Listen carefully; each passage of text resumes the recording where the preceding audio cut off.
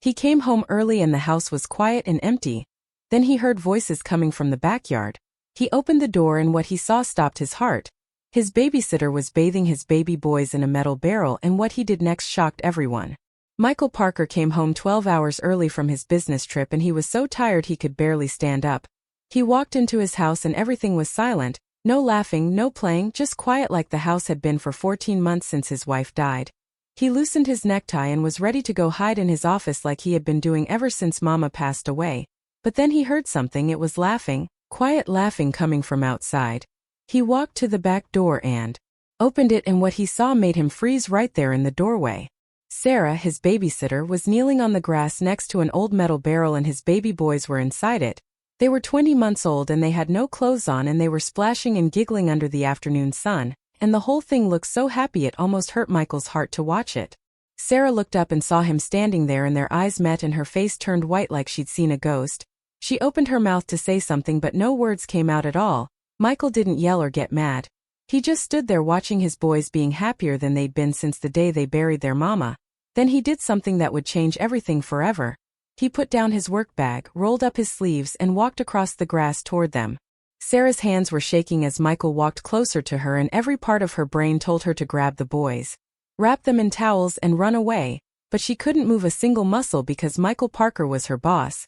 He was a super rich man who lived in a world she'd only ever seen from far away, and she'd just been caught washing his children in a metal barrel like people did 100 years ago. "Mr. Parker, please," she started to say, but her voice was so quiet you could barely hear it. "The hot water in the house hasn't worked for 2 days and I called the man who's supposed to fix it, but nobody called me back and I didn't want to bother you while you were in another country. I just wanted to. Can I help?" Sarah blinked her eyes really fast because she couldn't believe what she just heard. Michael pointed at the barrel and then started rolling up his sleeves, slow and careful, and she just stared at him because she had no idea what was happening. "I don't understand what you mean," she said quietly. "Can I help wash my sons?" he said again, even quieter this time, and his voice sounded like it might break into pieces. Sarah couldn't breathe for a second because this wasn't anger. This was something else, something sad and broken that she couldn't quite understand. Michael got down on his knees in the grass right next to her, and the knees of his super expensive suit sank into the wet dirt, but he didn't even seem to notice. David looked up at his daddy with big uncertain eyes like he wasn't sure if this was real, and Daniel reached out one tiny wet hand and touched Michael's face like he was checking to see if his daddy was actually there. Michael's face twisted up just for a second like something inside him was breaking open like an egg. "Show me," he said so softly. "Show me what to do." Sarah's hands were still shaking but she nodded her head yes and said, "Hold his back like this," while she helped Michael put his hand under Daniel's tiny shoulders. "The water should be warm but not too hot. Daniel doesn't like water in his eyes, so you tilt his head back a little. Just like that, perfect." Michael cupped water in his hands like he was holding something precious and poured it gently over Daniel's chest, and the little boy giggled. Actually giggled, and Michael froze completely still and his eyes filled up with tears. "When was the last time you heard him laugh like that?" Sarah asked him gently, and Michael didn't answer because he couldn't. The truth was he didn't know. He'd been so sad about his wife dying and so buried in his work that he couldn't remember the last time he'd actually stopped long enough to listen to his own children laugh. David splashed water and it went all over Michael's shirt and Sarah smiled. "He always does that. He thinks it's the funniest thing in the whole world." Michael looked at her, really looked at her for real, and for the first time since she'd started working there 7 months ago, he actually saw her, not as the helper lady, not as the woman he paid to keep his children alive while he fell apart, but as the person who'd been holding his family together when he couldn't do it himself. "Thank you," he whispered, and Sarah's eyes filled up with tears too. "For what?" she asked. "For not giving up on them," he said, and the words just hung in the air between them like invisible threads. And in that moment something changed, something neither of them could name yet, but it was there, fragile and careful, like the first breath you take after you've been underwater for too long. Michael stayed there in the grass for 20 whole minutes, learning how to touch his own children again, learning how to be gentle, learning how to be present, and when it was over, when the boys were wrapped in soft towels and giggling against Sarah's shoulder, Michael stood up and his suit was soaking wet and his shoes were covered in mud, and he looked like a completely different man than the one who'd gotten out of that car an hour ago. "Tomorrow," he said. "Same time we do this again." Sarah nodded because her throat was too tight to speak any words, and Michael walked back toward the house, but before he reached the door he stopped and turned around. "Sarah," he said. "Yes, Mr. Parker," she answered. "Call me Michael," he said, and then he disappeared inside the house. Sarah stood there holding two sleepy boys and staring at the empty doorway with her heart pounding really hard, because she had no idea what had just happened, but something told her that everything was about to change in ways she couldn't even imagine. That evening, after the twins were asleep in their beds, Michael found Sarah in the kitchen washing baby bottles at the sink with her back to him. Her movements were quiet and practiced like she'd done this a million times, and for a moment he just stood there watching, because this woman had been in his home for 7 whole months, 7 months, and he'd never once asked her about herself, never asked where she came from, what her story was, why she stayed when 11 other babysitters had quit. He'd been too buried in his own sadness to see her at all. "Sarah," he said, and she turned around really fast, startled. "Mr. Parker, is everything okay? Are the boys all right?" "They're fine, they're asleep," he paused. "I was hoping we could talk." She put the bottle down slowly with an uncertain look on her face, and Michael pulled out a chair at the kitchen table and sat down. "Please sit," he said, and Sarah hesitated but then sat across from him with her hands folded in her lap like she was getting ready for bad news. "I need to understand something," Michael said. "The barrel, you've done that before, haven't you?" Sarah's eyes dropped down to look at the table, and she said quietly, "I grew up in a rough part of North Philadelphia. The kind of neighborhood where the water pipes freeze every winter, and the landlords who own the buildings don't answer when you call them." Michael nodded and just listened without interrupting. "My mom died when I was 18 years old from diabetes because she couldn't afford to buy her medicine." Sarah's voice was steady, but Michael could hear all the heavy sadness underneath it. "My dad left when I was 6 years old, so when Mom passed away it was just me and my 4 younger brothers and sisters. Tommy was 15, Isaiah was 12, Amy was 9, and little Eli, he was only 6 years old." Michael's chest felt tight like someone was squeezing it. "The government wanted to split us up and send us to different foster homes with different families, and I couldn't." Her voice cracked like breaking glass. "I couldn't let them be separated like that, so I became their legal guardian, which means I became responsible for them." "You were only 18, Michael said softly like he could barely believe it. "I was a junior in college at Temple University, studying to be a doctor. I had a full scholarship, which means they were paying for everything." She smiled, but it was a sad smile that didn't reach her eyes. "I had to drop out of school and I got 3 jobs. I worked at a restaurant in the morning, cleaned people's houses in the afternoon, and stocked shelves at a store at night, but 4 kids in a 1-bedroom apartment. We were barely surviving, barely making it." Michael felt something crack inside his chest like ice breaking, and he realized this woman, this young woman who'd given up everything, had been raising his children while still carrying her own family on her back like a heavy load. "Where are they now?" he asked quietly. "They're with my aunt in West Philadelphia. She's 72 years old and living on a small amount of money from the government. I send her $2,400 every month for rent and food and school supplies. It's 60% of what you pay me, which means most of my money goes to them." Michael just stared at her in complete shock. "That's why I live in the guest cottage behind your house," Sarah continued. "Why I eat dinner with the twins instead of going out with friends. Every single dollar I don't spend here keeps my family together and keeps them safe." The whole room fell silent, and Michael thought about all the wealth around them. The expensive countertops, the fancy appliances, the huge house worth millions of dollars, and this woman who had almost nothing was holding 2 entire families together with just her bare hands and her determination. "Sarah," he said, and his voice sounded rough, "why didn't you tell me any of this?" She looked up at him with tears pooling in her eyes and said, "Because people like me don't ask people like you for help, Mr. Parker. We just survive however we can." Michael felt those words hit him like a punch right in the chest, and in that moment he realized something important. He'd been so focused on his own pain and his own sadness that he'd been blind to everyone else's pain. But that was about to change starting right now. Michael stood up and walked to the window that looked out over the dark garden. And the barrel was still out there sitting in the grass like a quiet reminder of something he couldn't quite name yet. "Tell me the truth, Sarah," he said softly with his back still to her. 11 babysitters in 6 months before you came. What happened to them? Why did they all leave?" Michael's jaw got tight because he'd never talked about this with anyone, not even with the doctor who was supposed to help him feel better. But something about the way Sarah had just told him her whole life story made him feel like he owed her the same honesty. "My wife died 14 months ago," he said with his voice flat and emotionless. The only way he could say it without crying. Brain tumor, the really bad kind. From when the doctors told us she was sick until she died was 97 days, just 97 days. Sarah didn't say anything. She just sat there and listened carefully. The twins were 6 months old and my wife Claire never got to see them walk, never got to hear them say her name, never got to see them grow up. He paused and took a deep breath.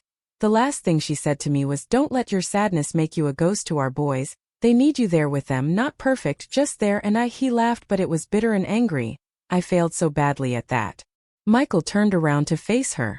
I hired the best babysitters that money could buy. They had certificates from fancy schools like Yale. They had references from senators and important people.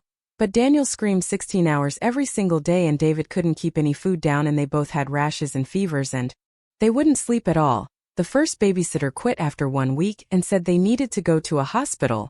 The second one lasted 3 days. Sarah's face got soft with understanding. By the 6th babysitter, the neighbors 2 houses down were complaining about all the noise and Mrs. Patterson threatened to call Child Protective Services on me. Jason's hand squeezed into fists. I was supposed to be this genius businessman, right? I built a company worth billions of dollars, but I couldn't figure out why my own children were suffering so much, so I ran away. You ran away, Sarah said gently. Not like she was judging him, but like she understood. Michael nodded. I buried myself in work, 18-hour days, flying to London and Singapore and Dubai, anywhere but here in this house that still smelled like her perfume everywhere. I convinced myself they were better off without me fumbling around trying to be a father, that my money could solve what I couldn't fix by being present. He sat back down looking suddenly exhausted. By the time you arrived I was ready to give up completely. I was going to send them to my parents in Boston and just admit I'd failed as a father. He looked right at Sarah. The last babysitter, number 11, she lasted 4 hours, just 4 hours. She walked out and said, "No amount of money is worth this," and left. But the boys weren't the problem, Sarah said quietly. No, they weren't, Michael's voice cracked. I didn't know about the special formula they needed or that their mattress needed to be propped up or the special music you played for Daniel at night to help him sleep. You just fixed everything I'd broken and I never even asked you how you did it. Sarah reached across the table and her hand hovered near his for just a moment before she pulled it back. You weren't broken, Michael. You were grieving, and there's a difference between those two things. The words settled over him like a heavy blanket he didn't know he'd been needing. I've been a ghost in my own home, he whispered. Just like she warned me not to be. Then stop being one, Sarah said simply, like it was the most obvious thing in the world. Michael looked up at her with something flickering in his chest. It was hope, fragile and uncertain, but it was definitely there. Tomorrow we bathe them in the barrel again, and the day after that, and every single day until you remember what it feels like to actually be their father. He nodded slowly, but neither of them noticed the shadow that passed by the kitchen window outside because Patricia, the woman who managed the whole estate, stood just outside the glass with her face twisted up with something cold and mean. She'd heard everything they said and she didn't like it one single bit. 6 whole weeks passed by like pages in a book, and every single evening at 6 o'clock Michael came home. Not at 9 o'clock or midnight like before, but at 6 on the dot. He'd change out of his business suit, roll up his sleeves, and meet Sarah by the barrel in the backyard. The routine became something special and sacred. Daniel and David would squeal with excitement when they saw him coming across the grass, their little arms reaching up like he was the best thing in their whole entire world.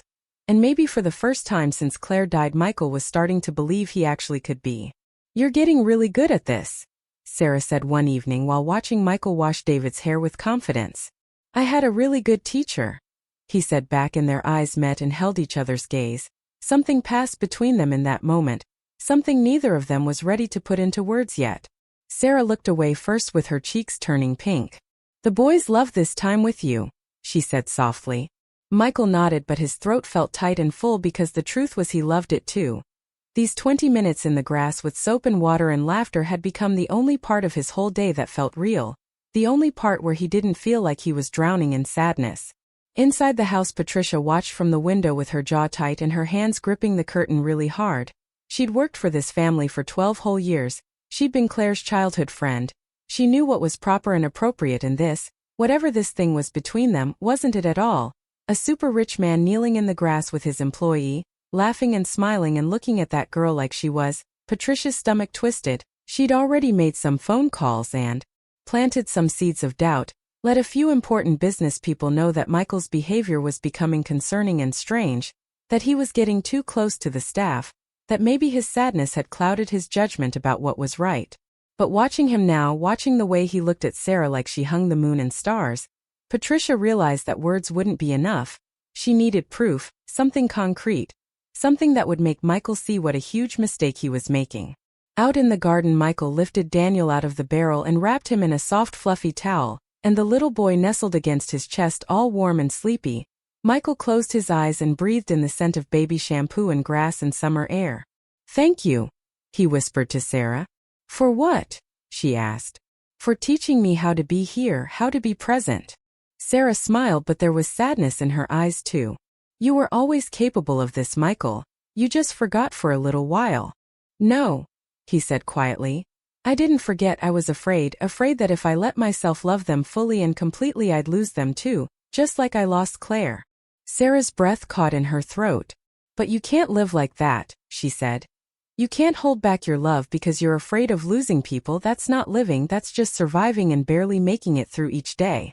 Michael looked at her, really truly looked at her, and realized something that scared him more than anything. He wasn't just learning how to be a father again, he was learning how to feel things again, and Sarah was the one teaching him how to do that.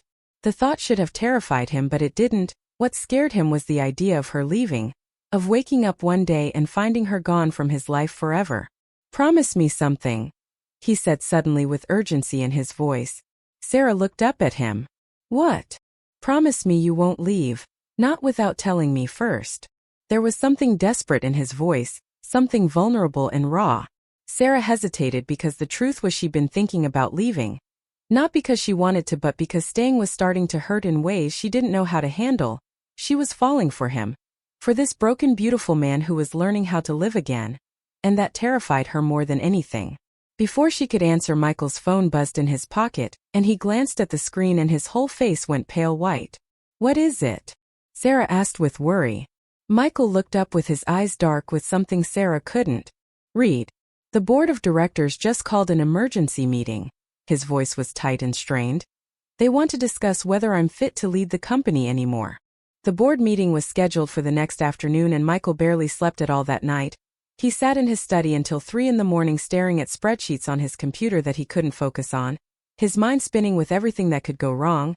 They were going to question his leadership and his judgment and whether he was stable enough to run a company. And maybe they were right to do that. He'd missed important meetings, said no to big deals, left work early, all for 20 minutes in the grass with his sons. But when 6 o'clock came the next evening, Michael didn't hesitate at all. He changed his clothes and walked outside to the backyard where Sarah was already filling the barrel with warm water, and the twins were playing nearby in the grass. She looked up when she saw him. "Michael, you don't have to do this today. The meeting is tomorrow. You should rest and prepare." "I'm exactly where I need to be," he said quietly, and he meant every single word. They bathed the boys in silence with the routine as familiar now as breathing, but there was a heavy feeling between them, a fear that neither of them wanted to speak out loud. "What are you going to tell them at the meeting?" Sarah asked finally. Michael watched David splash with his small hands, sending water droplets into the air, catching the sunlight. "The truth," he said. "That for 14 months I've been running from my grief, from being a father, from actually living my life, and that the only reason I'm still standing here today is because someone cared enough to hold my family together when I couldn't do it myself." Sarah's eyes filled with tears. "They won't understand that, Michael." "I know," Michael smiled, but it was sad. "But I finally understand it, and that's what matters." He lifted Daniel from the barrel and held him close against his chest. "Claire told me not to be a ghost, and I became one anyway. I thought success meant never stopping, never slowing down, never admitting I was drowning in sadness." His voice cracked with emotion. "But you showed me something different. You showed me that real strength isn't about having all the answers. It's about showing up every single day, even when it's hard, even when you're afraid and don't know what to do." Hannah wiped her eyes with the back of her hand. "What if they fire you from your own company?" Michael looked at her straight in the eyes.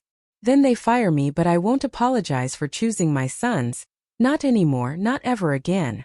The words hung in the air between them, heavy with meaning, and in that moment Sarah realized something that made her chest ache with a feeling she'd been trying to ignore. She loved him. Not because he was super rich, Not because of the big house or the fancy life he could offer her, but because he was finally becoming the man he was meant to be all along, broken and humble and present and real. "Whatever happens tomorrow," she said softly, "you're already a good father, Michael. The boys see that, they know it." Michael reached for her hand, and this time she didn't pull away. Their fingers wrapped together, warm and certain and right, while the twins played at their feet, splashing happily.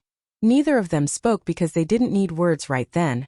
But from the window inside the house, Patricia saw everything, every single moment, and the next morning she made a very important phone call. By noon, 3 board members had received an email with the subject line that said, "Concerning behavior?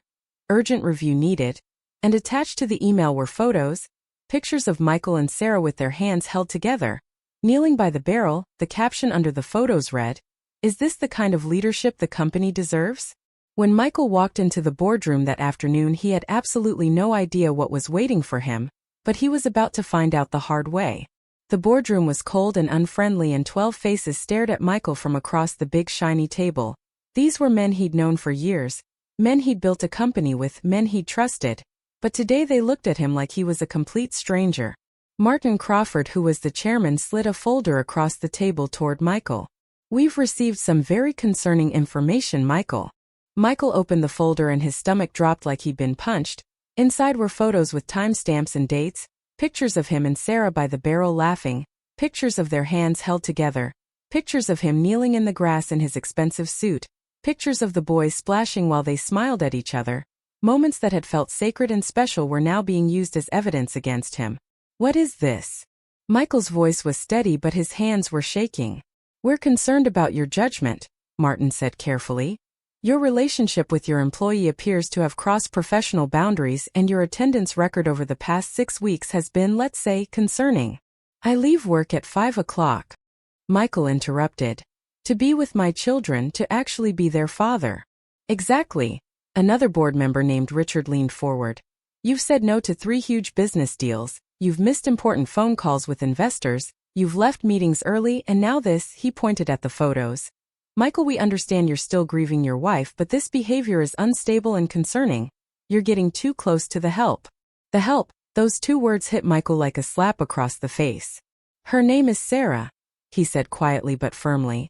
"And she's not the help like you say. She's the person who saved my son's lives when I was too broken to do it myself." The whole room went completely silent, like someone had pressed a pause button. "Michael," Martin said more gently this time, "we're not saying she's not good at her job, but there are appearances to consider. You're a public figure, a billionaire CEO running a major company, and she's She's what?" Michael's voice cut through the room like a knife. "Say it out loud, tell me what you really think." Martin shifted uncomfortably in his chair. "She's a babysitter from North Philadelphia with no college degree, no fancy credentials, and these photos suggest you're romantically involved with her, which is completely inappropriate." "We're not involved," Michael said, though the words felt like a lie even as they came out of his mouth. "Then what is this?" Richard tapped his finger hard on the photo of their hands held together. Michael looked at the image, at the peace on his face, at the joy in his son's eyes, at the first moment of real connection he'd felt since Claire died. "That," he said slowly and carefully, "is me learning how to be a father again. That's me learning how to actually live instead of just exist." "At what cost, though?" Martin asked. "Michael, the company is suffering. Your focus is divided between work and home.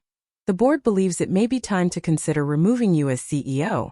The words hung in the air like a dark cloud, and nobody denied it or disagreed. Michael sat back in his leather chair with his mind racing through everything. He thought about the life he'd built from nothing, the empire, the billions of dollars, everything he'd worked for since he was 20 years old and had nothing. Then he thought about Daniel reaching for his face with wet hands, David's laughter echoing across the grass, Sarah's quiet strength holding everyone together, the barrel in the backyard that had become more valuable to him than every single boardroom he'd ever sat in. "You want to know what's really unstable and concerning?" Michael said with his voice low and dangerous. "Spending 14 months pretending to care about quarterly earnings reports while my children were suffering and crying every day, working 20-hour days to avoid going home to an empty house, hiring 11 different babysitters, and never once asking why they all failed and quit." He stood up from his chair. Sarah Walsh has no fancy degree and no impressive credentials, but she figured out medical issues in my sons that trained professionals completely missed. She kept my family from falling apart and disappearing when I couldn't hold it together myself. And yes, she taught me that my children need a father who's actually present more than they need a father who's just wealthy. Martin's face softened just a little bit. Michael, nobody here is questioning your love for your sons. We all know you love them. Then what exactly are you questioning? Michael asked directly.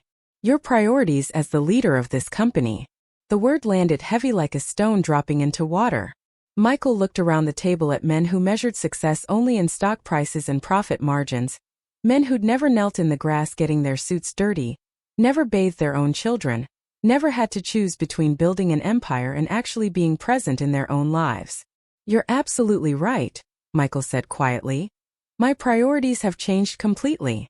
He turned toward the door to leave. Where are you going? Richard demanded. We're not finished with this meeting. Michael paused with his hand on the doorknob. Neither am I, he said and walked right out. But when he got home an hour later, the house was way too quiet, quieter than it should be. He found Harold the butler standing in the garden with his face looking very serious and grave. Where's Sarah?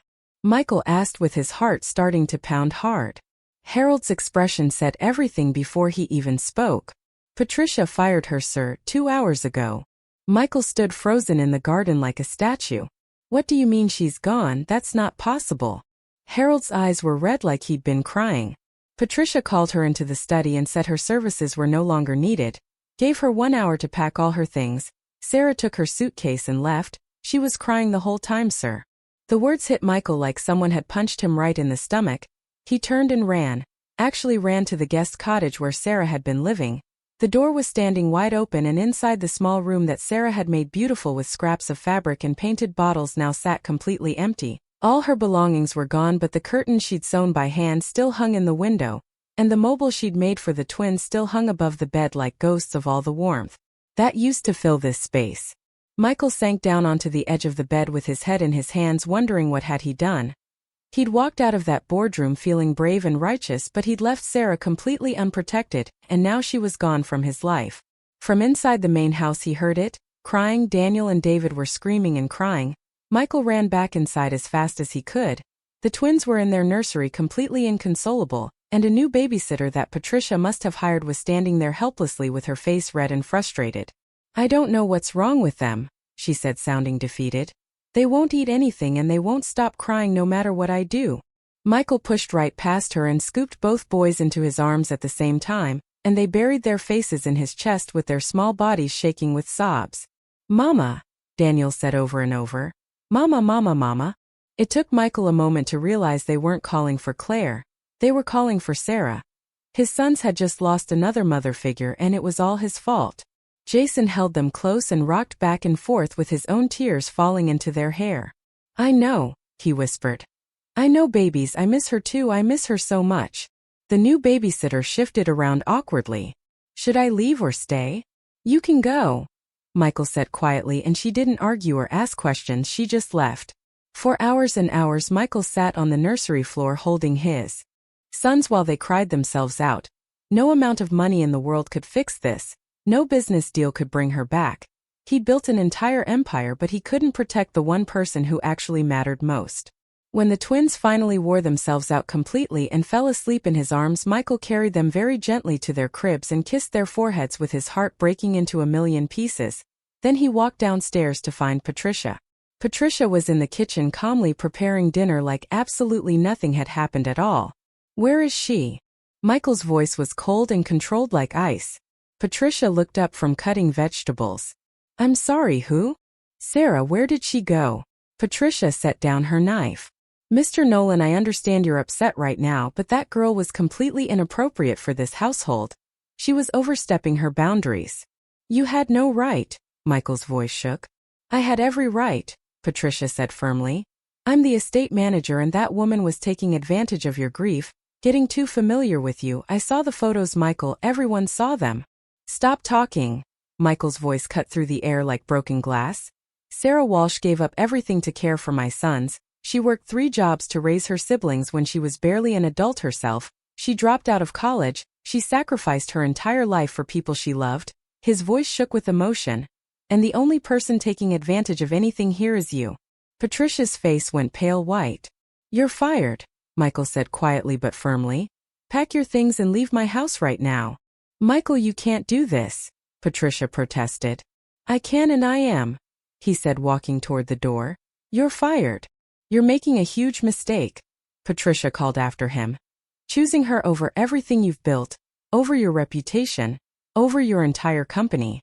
Michael stopped and looked back at her. No, he said. The mistake was waiting this long to do the right thing. He grabbed his car keys because he had to find Sarah before it was too late. Michael drove through the streets as the sun was setting with his mind racing in circles. He didn't know where Sarah lived. He didn't have her phone number.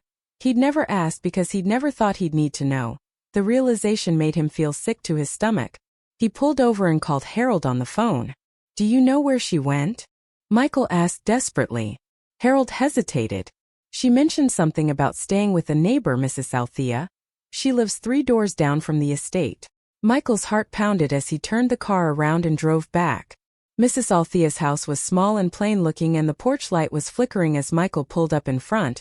He ran up the steps and knocked on the door hard. An elderly woman answered with her face looking suspicious and wary. Can I help you, young man? I'm looking for Sarah Walsh. Please, I need to speak with her right now. Mrs. Althea studied him for a long moment.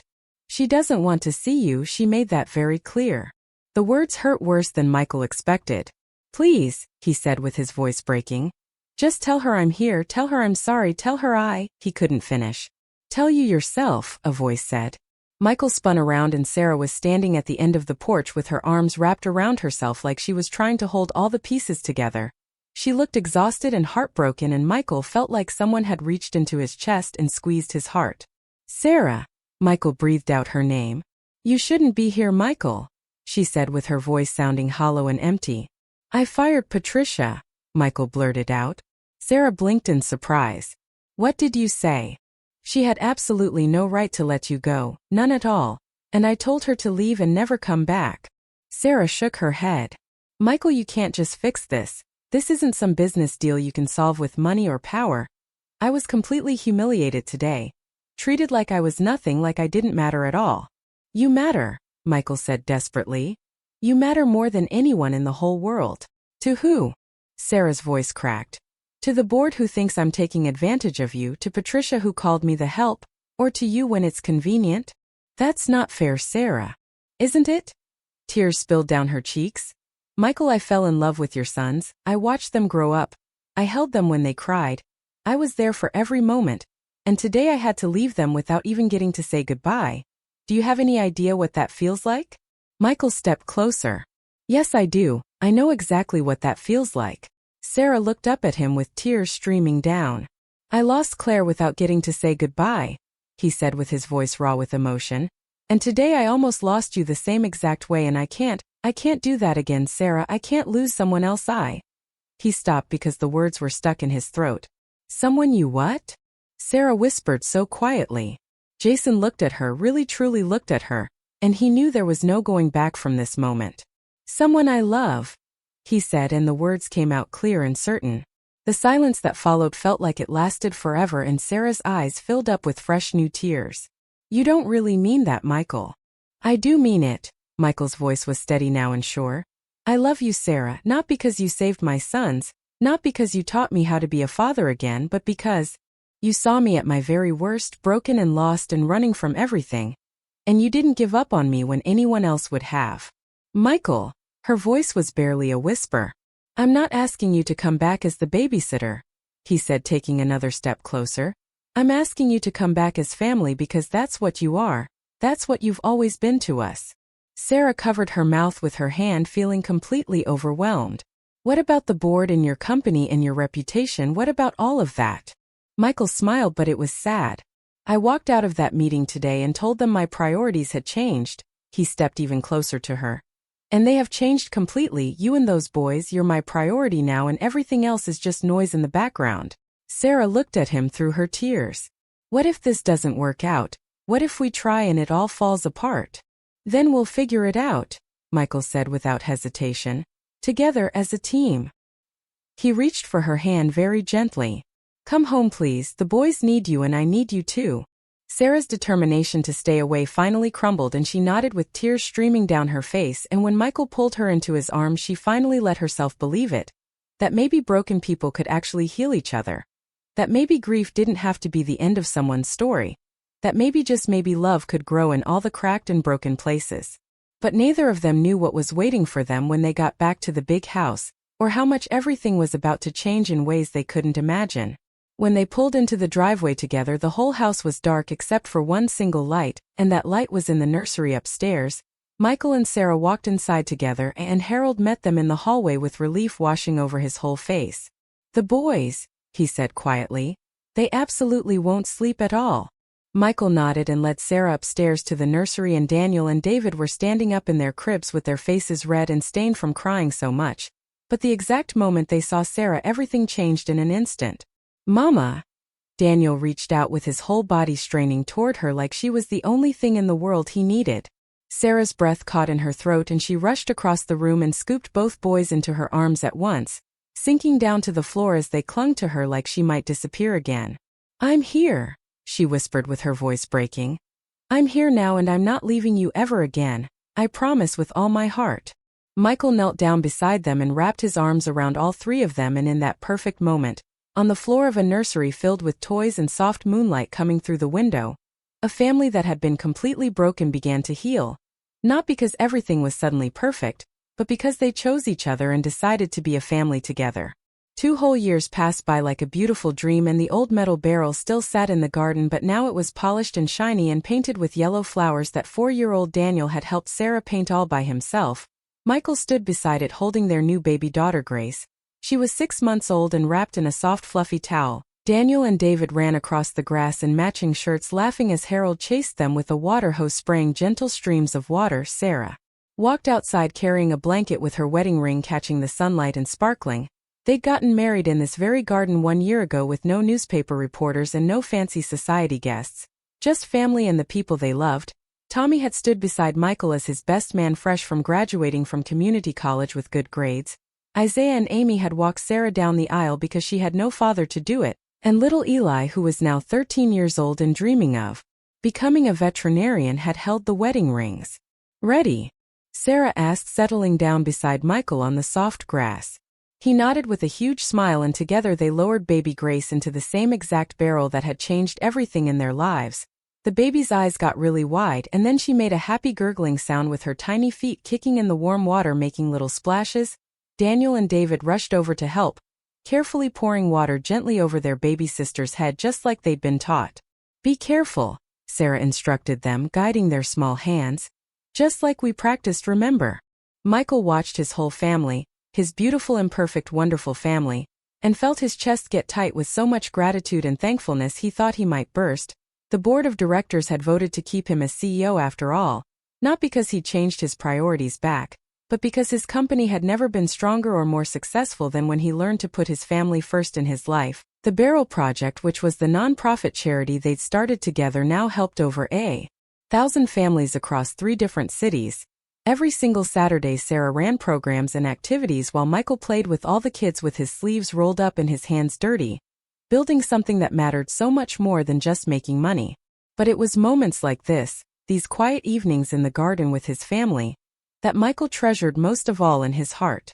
"Your first mama would have loved this so much," he whispered to baby Grace with his eyes getting wet. "She would have loved seeing all of you together." Sarah rested her head on his shoulder. "She knows," she said softly. "Somehow I think she knows, and she's watching over all of us." Daniel splashed water and it went all over Michael's shirt, making a big wet spot, and Michael laughed. The kind of real deep laugh that comes from way down in your chest where true healing lives and grows. "You know what I realized?" he said to Sarah. "What's that?" Sarah asked. "That old barrel saved my entire life," Michael said. "Not because of the water or the routine we had, but because it taught me that the most valuable things in the whole world can't be bought with money. They have to be built one single day at a time with dirty hands and humble hearts that are willing to try." Sarah smiled through happy tears. "And sometimes," she added, "God uses the most broken moments in our lives to bring us exactly what we need most." Michael kissed her forehead gently and baby Grace laughed in the barrel, completely surrounded by her big brothers and all the people who loved her more than anything. And somewhere above them in the golden light filtering through the big oak trees, it felt like heaven itself was smiling down on them. Because this was never just a simple story about a babysitter and a rich man. It was a story about showing up every single day, about choosing to be present over being perfect, about kneeling in the grass and letting love, messy and humble and healing love, teach you how to really live again instead of just surviving. And sometimes that's exactly what a real miracle looks like. It looks like a metal barrel and soapy water and a family that's brave enough to start over and choose each other every single day. That's what love really means, and that's the most important lesson of all.